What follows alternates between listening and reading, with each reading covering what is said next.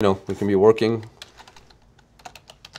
and if there's any sort of threat, within a second, it's there. And we hope we never, ever, ever, ever need it.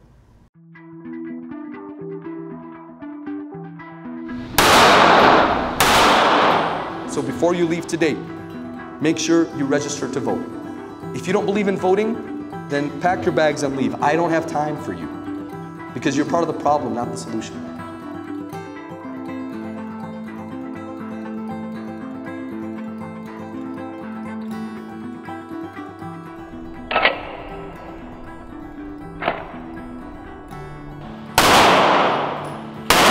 Five mosques just in Tampa alone have been burnt. The fire department has confirmed that at least 2 of those cases was arson. Details tonight in the investigation into a fire at a Tampa area mosque. Originally ruled an electrical fire. New evidence tonight now pointing to arson. ATF just confirmed another fire at the Islamic Education Center in Town and Country was also burned intentionally. We've had a couple incidents where we've actually had to call the police to remove trespassers or remove people who potentially pose a threat to the office. Not long ago, somebody actually even lit a Quran on fire and threw it at our old office. Donald Trump reacting to the horrific attacks in Orlando by doubling down on his proposed temporary ban on Muslims entering the U.S. Since Donald Trump's been targeting the American Muslim community, we've actually documented a 500% increase in anti-Muslim hate crimes and violence in the state of Florida. Politicians who don't have any real solutions to the real problems plaguing our country, unfortunately, are willing to promote fear and hate against the American Muslim community to gain a few votes.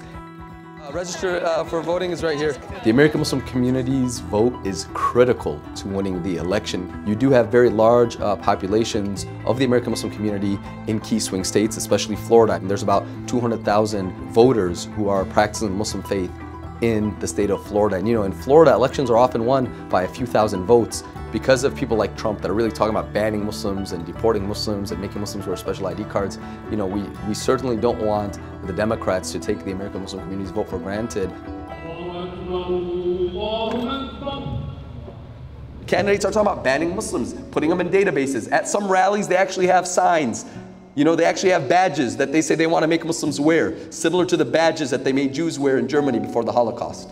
My humble request to all of you, please, please, please, as you leave today, stop by our table, register to vote, learn who's running for office, and vote for the candidates that you most believe in. We can't afford not to be engaged.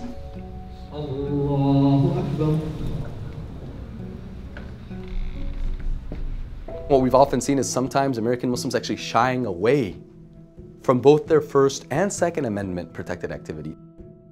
As a first line of defense, proactively promoting education and tolerance and peace and love and compassion, interfaith unity and solidarity. But as a last line of defense, people who are out there challenging injustice and bigotry, they should be trained and ready to protect themselves and their loved ones. I hate the fact that it's come down to, me having to have a sidearm with me when I'm in the office. But the reality is, with the dramatic increase in threats and the actual incidents of violence targeting members of the Muslim community or people perceived to be Muslim, again, we're not going to take any chances.